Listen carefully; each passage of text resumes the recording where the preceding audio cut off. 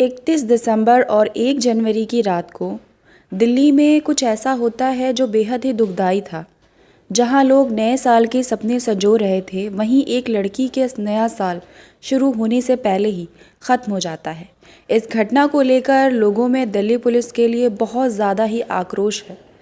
शायद ये सच भी है और सही भी है, लेकिन इसके लिए मैं बस इतना ही कहना चाहूँगी दोस्तों, कुछ लोगों के लिए कैलेंडर में बस दिन बदलते जाते हैं, सुबह होती है और शाम होती है। उनके लिए हर दिन एक जैसा ही होता है।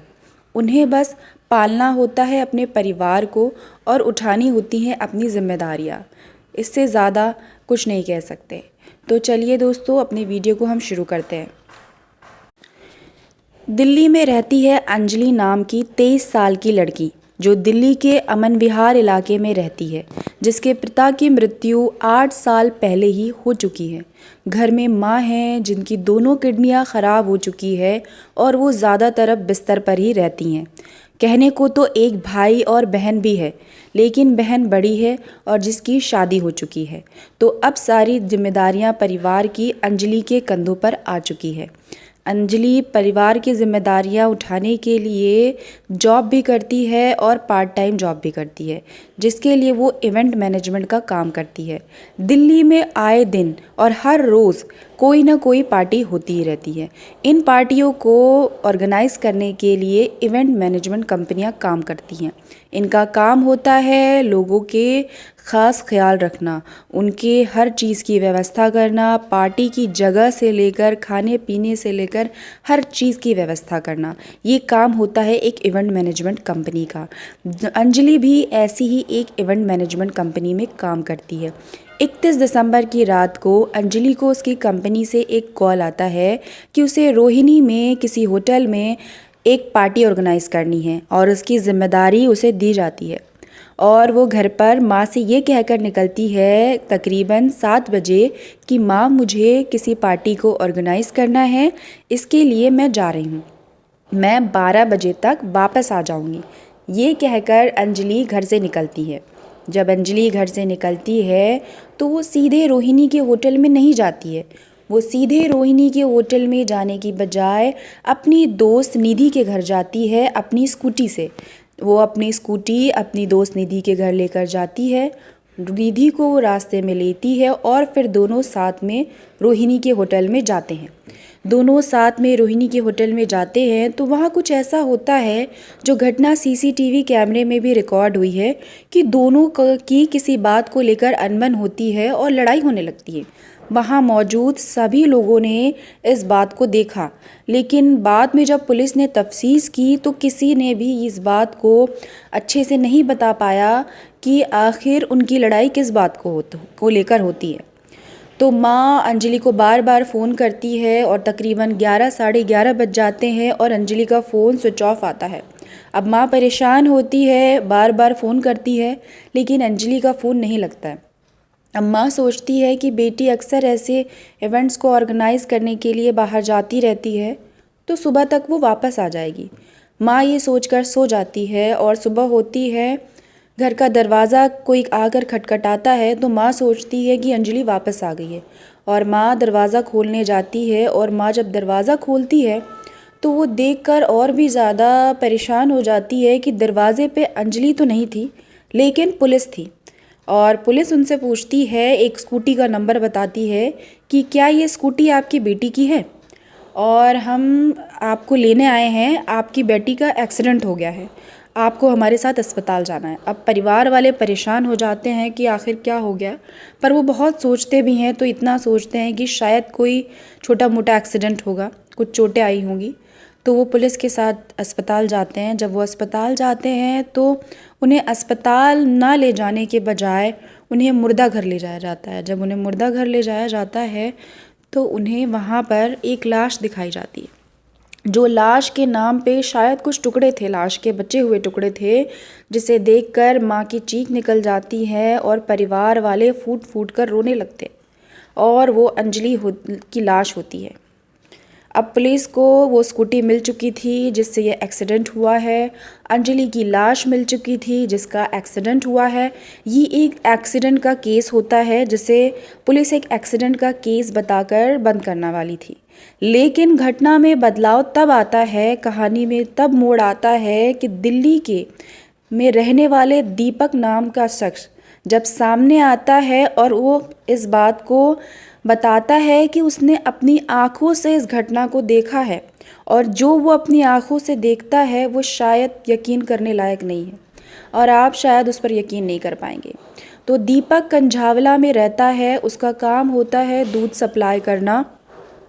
तो अमूमन जो लोग दूध सप्लाई करते हैं उनका काम होता है सुबह जल्दी उठना ताकि लोगों तक सुबह जल्दी दूध पहुंच सके और अपने काम को वो टाइम से ख़त्म कर सके। तो दीपक का अपने रोज़मर्रा की तरह 3 बजे अपनी दुकान पर पहुंचता है और जब वो अपनी दुकान के बाहर खड़ा होता है तो उसे सामने से एक गाड़ी आती हुई दिखाई देती है जो एक आम गाड़ी की तरह होती है और वो उस बात पर इतना ध्यान नहीं देता है। पर जब वो गाड़ी थोड़ा करीब आती है तो उसे कुछ अजीब लगता है।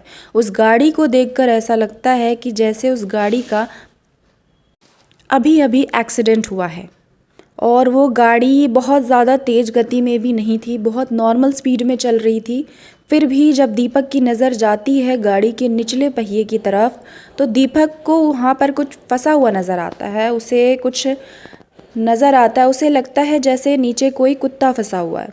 पर जब वो गौर से देखता है, ध्यान से देखता है तो वो कोई कुत्ता नहीं, वो एक लड़की की लाश होती है जिसके बाल पूरी तरह से खुले हुए नज़र आ रहे थे और दीपक ये देखकर बहुत ज़्यादा घबरा जाता है और तुरंत 100 नंबर पर फ़ोन करता है।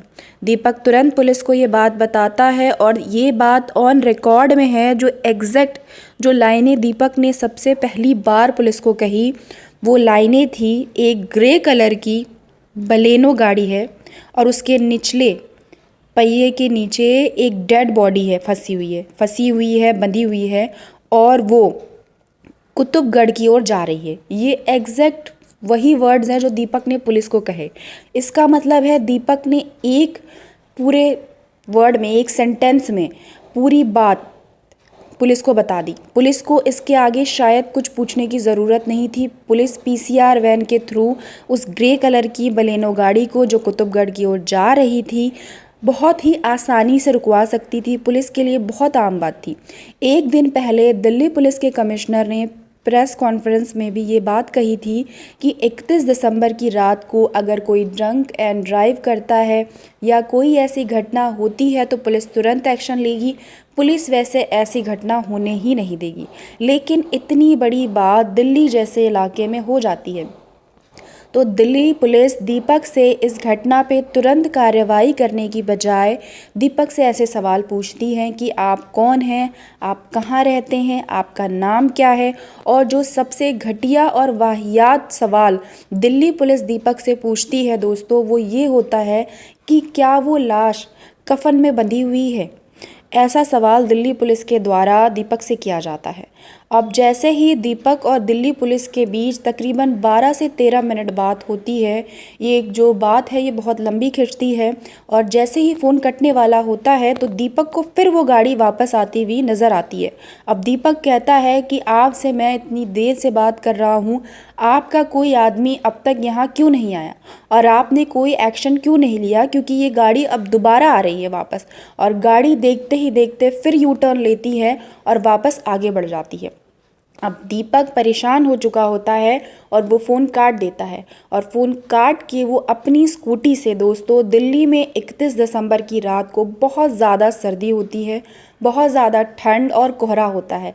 ऐसे में दीपक ने इतना ज़्यादा हिम्मत वाला काम किया और वो खुद अपनी स्कूटी से उस गाड़ी का पीछा करने लगता है। जब वो उस गाड़ी का पीछा करता है तो वो बहुत ठंड और सर्द होती है जिससे उसे बहुत दिक्कतें होती है। गाड़ी में बैठे हुए लोग तो गाड़ी के अंदर बैठे थे, चाहे वो गलत काम कर रहे थे या जो भी कर रहे थे, वो उनको ठंड का कोई एहसास नहीं था, लेकिन दीपक ठंड में परेशान हो रहा था। अब दीपक देखता है कि वो गाड़ी फिर यू टर्न लेके उसकी दुकान की ओर बढ़ती है। तब अब दीपक अपनी स्कूटी को खड़ी करके अपनी बोलेरो गाड़ी लेता है और उससे उस गाड़ी का पीछा करने लगता है ताकि वो दिल्ली की ठंड से बच सके। फिर भी वो अपनी हिम्मत जो है वो नहीं छोड़ता है और उस गाड़ी का पीछा करता है अकेले।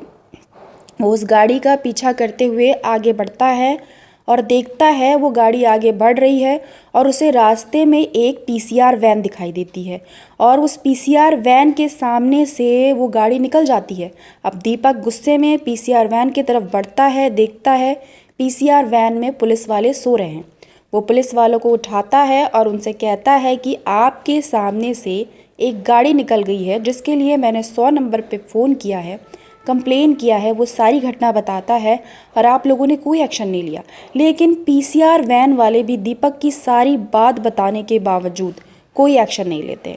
अब दीपक फिर अकेले आगे बढ़ता है और वो देखता है कि गाड़ी ने आगे कहीं लेफ़्ट में टर्न मार लिया है। अब दीपक को कोहरे में नहीं समझ में आता है कि उसने किस लेफ़्ट में टर्न मारा है और वो दूसरी तरफ गाड़ी को लेकर बढ़ जाता है और वो गाड़ी दीपक की आंखों से ओझल हो जाती है। और इसी के बाद ठीक 5 बजे, मतलब दीपक ने पुलिस को 3 बजे फ़ोन किया और इस घटना को पूरे 2 घंटे हो चुके हैं, पुलिस को फ़ोन किए 2 घंटे हो चुके होते हैं। उसके बाद 5 बजे पुलिस के पास फ़ोन आता है कि दिल्ली के कंझावला इलाके में एक डेड बॉडी मिली है सड़क पर। पुलिस तुरंत पहुंचती है, उस डेड बॉडी को देखती है तो उस डेड बॉडी पर एक भी कपड़ा नहीं होता है, क्योंकि अगर कोई भी बॉडी अगर इस तरह सड़क पे चलेगी तो वो घिस जाएगी, तो कपड़ा तो बहुत छोटी बात है। तो वो कपड़े शायद घिस के ख़त्म हो चुके थे, बॉडी से उतर चुके थे। तो पुलिस उस बॉडी को ले जाती है और एक ठीक थोड़ी देर के बाद पुलिस के पास एक और कॉल आती है कि उन्हें एक स्कूटी मिली है जिसका एक्सीडेंट हुआ है। तो उस स्कूटी के नंबर प्लेट की मदद से, उस स्कूटी का जो नंबर प्लेट है वो आरटीओ भेजा जाता है। उसकी मदद से उस लड़की की डिटेल्स निकाली जाती है। पता चलता है कि जो स्कूटी है वो अंजलि नाम की लड़की की है जो दिल्ली के ही कंझावला इलाके की रहने वाली है। तो इसकी मदद से पुलिस सबसे पहले कंझावला इलाके में दिल्ली पुलिस जाती है, अंजलि के घर जाती है और उसकी माँ को लेकर अस्पताल आती है। तो ये तो हम आपको बता चुके हैं पहले ही। तो उसके बाद होता ये है कि दिल्ली का जो पुलिस कमिश्नर है उनको तुरंत प्रेस कॉन्फ्रेंस करनी पड़ती है, क्योंकि जो दीपक नाम का व्यक्ति है अब वो मीडिया में आ चुका था। ये बात बहुत तेज़ी से फैल रही थी, सारे भारत देश में शायद फैल चुकी थी और ये केस बहुत बड़ा केस बनता जा रहा था। अब आनन फानन में पुलिस को एक प्रेस कॉन्फ्रेंस करनी पड़ी और दिल्ली पुलिस के कमिश्नर ने खुद ये बात कही है कि तकरीबन 12 से 13 किलोमीटर तक उस डेड बॉडी को बहुत ही बेरहमी से बांधकर, या वो फंसी हुई थी, घसीटा गया है। और उस डेड बॉडी में शायद जो रिपोर्ट्स आई हैं उसमें ये पता चला है कि जो किडनियां हैं वो अपना जगह बदल चुकी थी, सर है जो वो फट चुका था, निचला हिस्सा पूरी तरह से घिस चुका था, तो शरीर के नाम पर कुछ टुकड़े बचे थे। तो दोस्तों आप सोच सकते हैं कि एक बॉडी जो शायद डेड हो, ज़िंदा हो, शायद अंजलि ज़िंदा थी थोड़ी देर तक, काफ़ी टाइम तक, 5 से 6 किलोमीटर तक वो ज़िंदा थी। जब तक वो बर्दाश्त कर सकती थी उसने बर्दाश्त किया, उसके बाद उसने उसी बीच में कहीं अपना दम तोड़ दिया। जब पुलिस वाले अंजलि की दोस्त निधि से पूछताछ करते हैं तो पूछताछ में और यहाँ तक कि सीसीटीवी फुटेज में भी ये देखा गया है, दोनों सहेलियाँ होटल में लड़ाई के बाद जब निकलती हैं वापस घर की ओर तो दोनों साथ में स्कूटी से जा रही होती है। अंजलि स्कूटी चला रही होती है और निधि पीछे बैठी होती है। तो निधि पुलिस वालों को ये बताती है कि सामने से एक गाड़ी आती है, उस गाड़ी से उनकी टक्कर होती है और जो अंजलि है उस टक्कर के बाद गाड़ी के नीचे चली जाती है और निधि को ना के बराबर महज बहुत कम चोटें आती हैं। और निधि उस वक्त अंजलि को बचाने की बजाय, चिल्लाने की बजाय, लोगों की मदद मांगने की बजाय निधि अपने घर चली जाती है। निधि का ये कहना है कि वो बहुत डर जाती है, वो बहुत डरी हुई थी, इसलिए उसने ऐसा किया। लेकिन क्या कोई आम व्यक्ति ऐसा करता है? अगर उसके सामने इतना बड़ा कोई एक्सीडेंट हो जाता है तो शायद वो उसकी दोस्त थी, ये किसी गैर के लिए भी लोग करते हैं।